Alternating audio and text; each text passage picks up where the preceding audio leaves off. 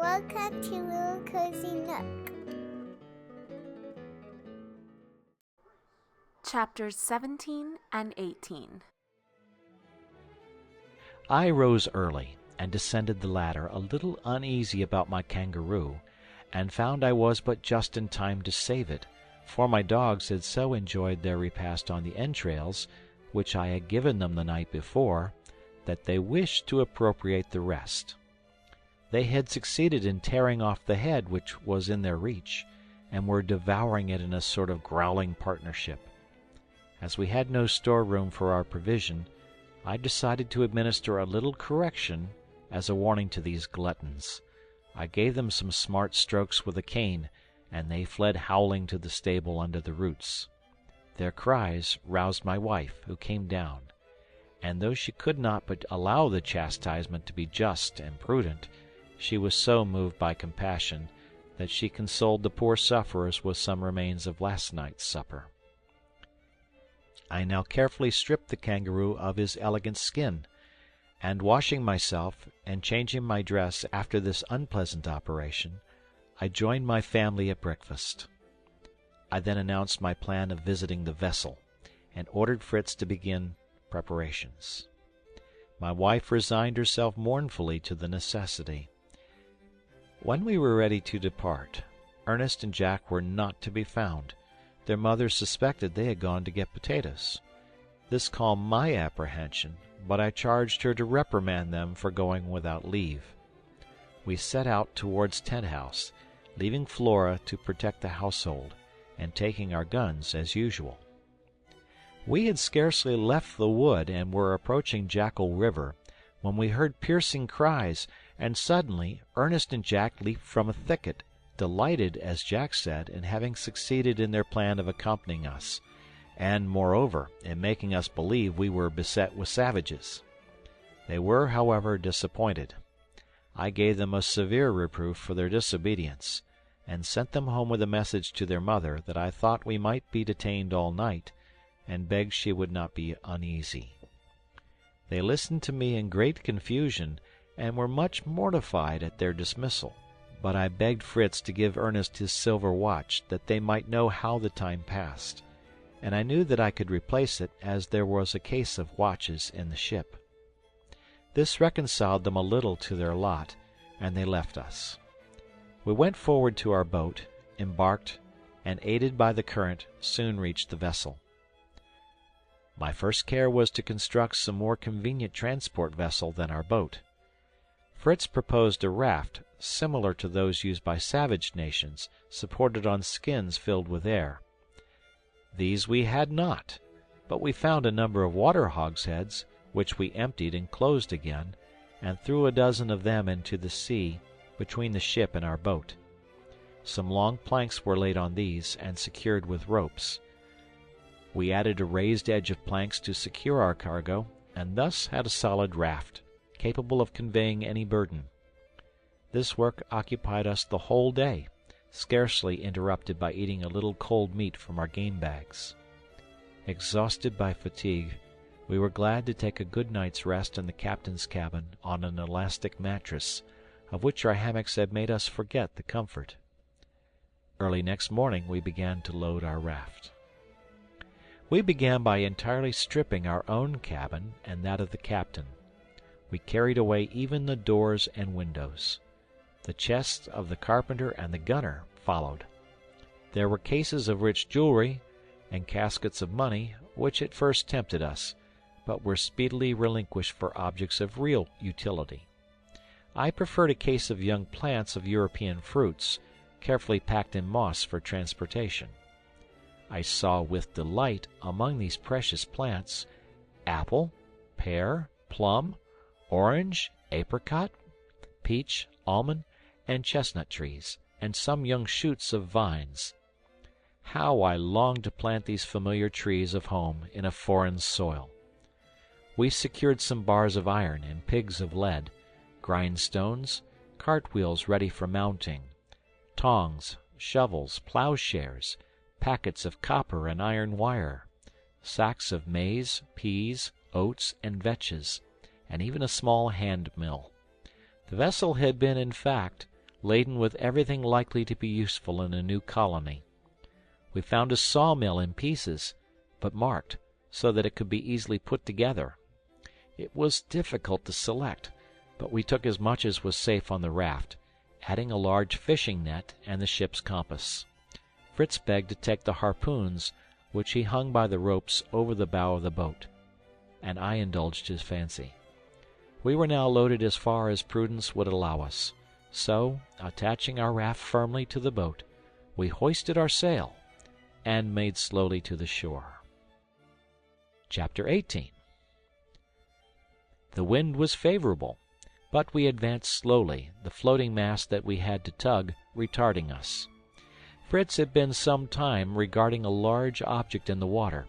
He called me to steer a little towards it, that he might see what it was. I went to the rudder and made the movement. Immediately I heard the whistling of the cord and felt a shock, then a second, which was followed by a rapid motion of the boat. "We're going to founder!" cried I. "What's the matter?" "I've caught it!" shouted Fritz. "I've harpooned it in the neck. It is a turtle." I saw the harpoon shining at a distance, and the turtle was rapidly drawing us along by the line. I lowered the sail and rushed forward to cut the line, but Fritz besought me not to do it. He assured me there was no danger, and that he himself would release us, if necessary.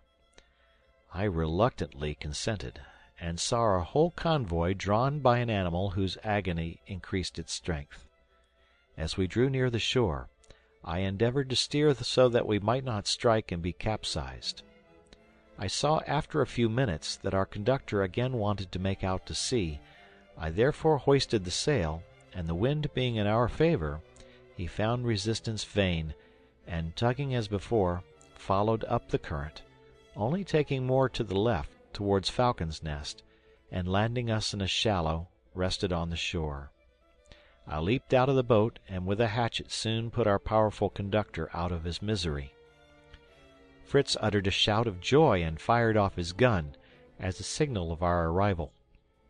All came running to greet us, and great was their surprise, not only at the value of our cargo, but at the strange mode by which it had been brought into harbor. My first care was to send them for the sledge to remove some of our load without delay, and as the ebbing tide was leaving our vessels almost dry on the sand, I profited by the opportunity to secure them. By the aid of the jackscrew and levers, we raised and brought to the shore 2 large pieces of lead from the raft.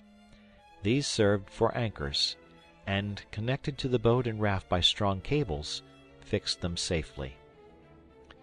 As soon as the sledge arrived, we placed the turtle with some difficulty on it, as it weighed at least 300 weight. We added some lighter articles, the mattresses, some small chests, etc., and proceeded with our first load to Falcon's Nest in great spirits. As we walked on, Fritz told them of the wondrous cases of jewelry we had abandoned for things of use. Jack wished Fritz had brought him a gold snuff-box to hold curious seeds, and Francis wished for some of the money to buy gingerbread at the fair. Everybody laughed at the little simpleton, who could not help laughing himself when he remembered his distance from fairs. Arrived at home, our first care was to turn the turtle on his back, to get the excellent meat out of the shell. With my hatchet I separated the cartilages that unite the shells. The upper shell is convex, the lower one nearly flat. We had some of the turtle prepared for dinner, though my wife felt great repugnance in touching the green fat, notwithstanding my assurance of it being the chief delicacy to an epicure. We salted the remainder of the flesh, and gave the offal to the dogs. The boys were all clamorous to possess the shell, but I said it belonged to Fritz, by right of conquest, and he must dispose of it as he thought best. "Then," said he, "I will make a basin of it and place it near the river, that my mother may always keep it full of fresh water."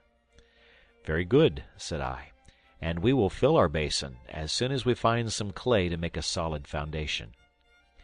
"I found some this morning," said Jack, "a whole bed of clay, and I brought these balls home to show you." "And I have made a discovery too," said Ernest.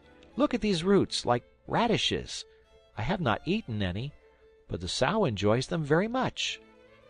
"A most valuable discovery indeed," said I. "If I am not mistaken, this is the root of the manioc, which, with the potatoes, would insure us from famine. Of this root they make in the West Indies a sort of bread, called cassava bread. In its natural state it contains a violent poison, but by a process of heating it becomes wholesome. The nutritious tapioca is a preparation from this root." By this time we had unloaded, and proceeded to the shore to bring a second load before night came on. We brought up 2 chests of our own clothes and property, some chests of tools, the cart wheels, and the hand mill, likely now to be of use for the cassava. After unloading, we sat down to an excellent supper of turtle, with potatoes instead of bread. After supper my wife said, smiling, "After such a hard day, I think I can give you something to restore you." She then brought a bottle and glasses, and filled us each a glass of clear amber-colored wine. I found it excellent Malaga. She had been down to the shore the previous day, and there found a small cask thrown up by the waves. This, with the assistance of her sons, she had rolled up to the foot of our tree, and there covered it with leaves to keep it cool till our arrival. We were so invigorated by this cordial that we set briskly to work to hoist up our mattresses to our dormitory, which we accomplished by the aid of ropes and pulleys. My wife received and arranged them, and after our usual evening devotions, we gladly lay down on them to enjoy a night of sweet repose.